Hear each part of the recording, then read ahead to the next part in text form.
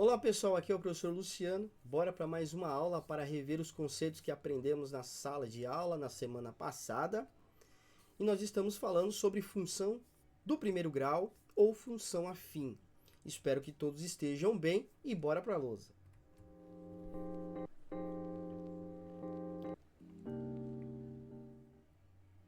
Bom, vamos iniciar fazendo uma contextualização. Fizemos várias em sala de aula, vamos fazer aqui também. Um representante comercial recebe mensalmente um salário composto de duas partes. Uma parte fixa, que tem um valor de R$ 2.500, e uma parte variável, que corresponde a uma comissão de 6%, que a gente pode descrever como 0,6%. Sobre o total das vendas que ele faz durante o mês. Vamos representar isso na forma de uma função. Então, olha só, nós podemos considerar que o salário dele, então S de X, que é R$ 2.500 fixo, somado a uma variação que depende da quantidade vendida. Então, 0,6 vezes o X. Olha só, esse aqui vai ser o meu A, e esse aqui vai ser o meu B, e aqui a variável X. Então, olha só, o salário é a variável dependente. Ela depende da quantidade vendida, tá ok? Porque o salário dele é somado a uma comissão. E o X, que é a quantidade a ser vendida, é a variável independente. Vai depender aí de quantas vendas ele fez, mas é um valor que não vai mudar. Agora, esse valor vai mudar o salário que ele vai receber no final do mês. Vamos agora para o conceito de função que aprendemos em sala de aula. A definição ou o conceito, uma função f de R em R, ou seja, domínio reais e contradomínio também reais, chama-se função afim ou função polinomial do primeiro grau, quando existem dois números reais, A e B, tal que f de x é igual a x mais b para todo x pertencente aos reais. A gente pode aqui também acrescentar que o A ele pertence aos reais, o B pertence aos reais, mas o A não pode ser igual a zero, então diferente de zero, tá ok? Nós temos aqui exemplos, tá? Então, onde nós vamos destacar quem é o A e quem é o B. Então, nessa primeira aqui, 2x mais 1, o A nosso aqui é o 2 e o nosso B é o 1 positivo. Na segunda, o nosso A é igual a menos 1 e o nosso B é igual a 3. E nessa última aqui, o nosso A é o 4 e o nosso B é 0, né? Ele não tem o B aqui. Então, como ele não tem um número, a gente coloca B igual a 0. Tá ok? É sempre importante saber que, baseado na função que aprendemos, ax mais b, o coeficiente a sempre está multiplicando a variável x. Tudo bem? Valor de uma função afim. O que é isso? É quando nós pegamos um determinado valor para a variável x e aplicamos a lei de associação ou lei de formação.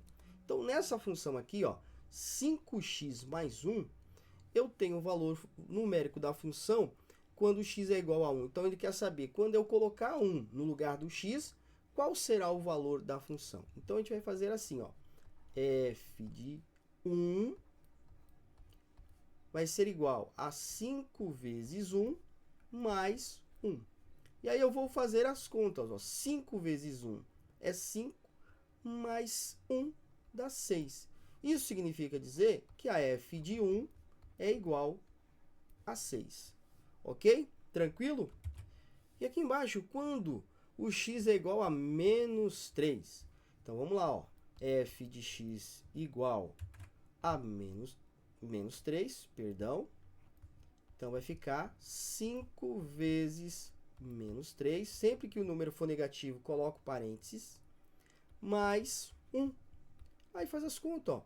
5 vezes menos 3 vai dar menos 15, tá? Ó, mais com menos na multiplicação dá menos. Mais 1.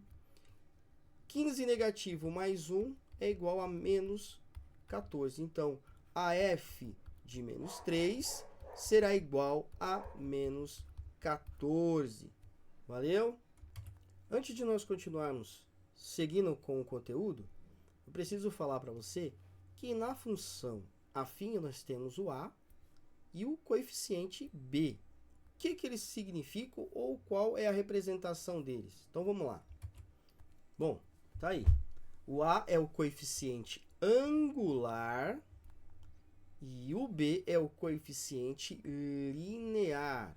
Nós vamos determinar para vocês, na sequência, o que cada um deles significam. Mas você precisa ter em mente que o a é o coeficiente angular e o b é o coeficiente linear, ok? Vamos agora para uma parte muito importante no estudo de funções, que é o gráfico. Mas antes da gente definir para vocês o gráfico, ou relembrar, nós temos que pensar no par ordenado. O que é um par ordenado? Ele é uma coordenada utilizada no plano cartesiano. Então, olha só, par ordenado vai ser o x e o y. Quando nós fazemos a f de x, substituímos um valor na variável x e efetuamos as operações, o resultado que isso nos fornece, né? Que isso aqui nos fornece, é o f de x. E esse f de x, ele é igual ao y. Então, você vai ver muitas funções que estão y igual a x mais b. Por quê?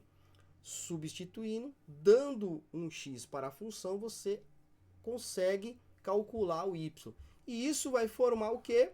O par ordenado x e y, ok? O plano cartesiano a gente vai ver na hora que fazer o nosso primeiro gráfico aqui hoje. Então agora nós vamos pegar essa função 2x menos 1, vamos colocá-la na tabela que está aqui e vamos substituir valores. Eu coloquei aqui, ó, para vocês alguns valores. Ok, eu substituí alguns valores. Em sala de aula, como o gráfico de uma função afim é sempre uma reta, então eu preciso de quê? 2 pontos apenas. Então, colocar 2 pontos na tabela, calcular os valores e colocar no plano cartesiano, legal.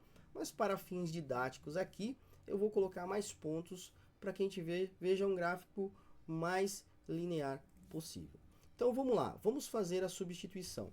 Então, ó, eu defini para x esses valores, aí eu pego, por exemplo, o menos 2 e vou substituir no lugar de x. Então, vai ficar assim, ó, 2 vezes menos 2, menos 1. 2 vezes menos 2 vai dar menos 4, com menos 1, menos 5. Ok? Se você não conseguir fazer de cabeça, faz num papelzinho para você não errar. Ok? Com calma e paciência. Agora, 2 vezes menos 1. Olha, coloquei o menos 1 no lugar do x e vou fazer as contas. 2 vezes menos 2 dá menos 2. Perdão, falei errado. 2 vezes menos 1 vai dar menos 2. Menos 2 com menos 1 vai dar menos 3. Agora o zero. Ó. 2 vezes o zero, menos 1. Isso aqui vai dar zero, né? E aí sobrou o menos 1. 2 vezes 1 dá 2. Menos 1 dá 1. E 2 vezes 2 dá 4. Menos 1 dá 3. E aí nós temos esses pares ordenados que nós vamos colocar no plano cartesiano. Então, os valores de x no eixo x do plano cartesiano e os valores que encontramos para y no eixo de y do plano cartesiano. Vamos ver como vai ficar o gráfico. Está aí o plano cartesiano. Eixo x e eixo Y. Coloquei os valores de x, ok? O zero está aqui no meio, tá? Ele é a origem do sistema. E os valores que eu encontrei para o valor do eixo Y, ok? Bom, tá vendo os pontos que nós pegamos? Então agora é só traçar a reta. Precisava de 2 pontos só, mas a gente fez um pouco mais para vocês verem, tá ok? Vale dizer também que nós precisamos apenas de 2 pontos, tá ok? Vamos traçar a reta. Tracei a reta e veja aí. Agora, nós vamos trazer mais um conhecimento que falamos em sala de aula a respeito desse tipo de gráfico. Esse gráfico aqui, ó, o nosso A da função, que é o 2, ó, então A igual a 2, ele é um A maior que zero. Quando A é maior que zero, a função aqui, ela é crescente, ok? Isso é uma forma de saber. A maior que zero, crescente. Se você fazer um ângulo aqui entre o eixo x e a reta, esse ângulo aqui, ele é menor que 90 graus. E aí também demonstra que é uma função decrescente, ok? Eu aproveitei para fazer uma arte aqui sobre o crescimento de uma função afim. Olha aqui, tá vendo? O gráfico está naquela posição. Aqui, se você pegar o ângulo, você vê que ele é menor que 90 graus, tá? E aí, nós definimos que é uma função crescente. Mas olha só, a f de x, ou a função é crescente, quando aumentamos o valor de x, os valores correspondentes a f de x também aumentam. Lembra que eu falei para vocês, ó, se vocês aumentarem os valores de x, os valores de y também vão aumentar, porque o gráfico vai continuar crescendo. Então, olha só, x2 maior que x1, ou seja, está crescendo, né?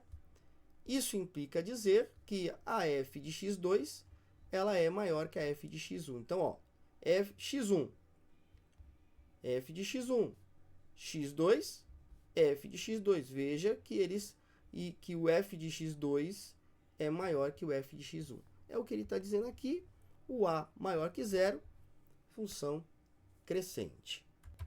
Vamos construir mais um gráfico, tá? Agora da função menos 3x mais 1. Fiz a tabela, coloquei os mesmos valores que eu coloquei no outro gráfico e vamos fazer as contas. Então, menos 2 no lugar do x. Menos 3 vezes menos 2 mais 1. Então, ó, menos com menos dá mais. 3 vezes 2, 6. Mais 1 dá 7. Agora o menos 1. Então, menos 3 vezes menos 1 mais 1.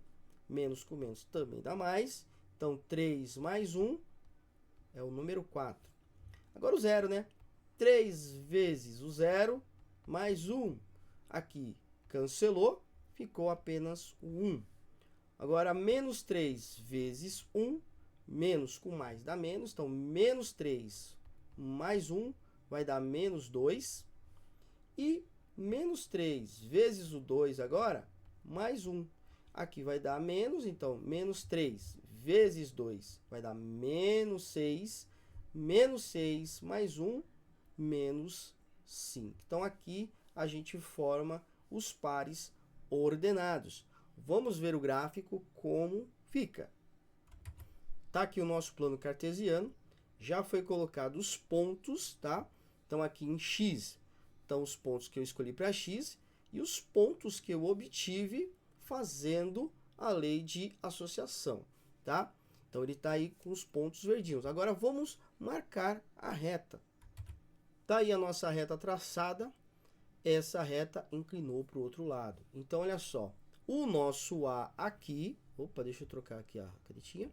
O nosso A é negativo, pois ó, o A é igual a menos 3. Então, o A é menor que zero. Quando o A é menor que zero, a nossa função é decrescente. E aqui o ângulo, é uma outra forma de ver. Esse ângulo ele é maior que 90 graus, também característica de uma função decrescente, tá ok?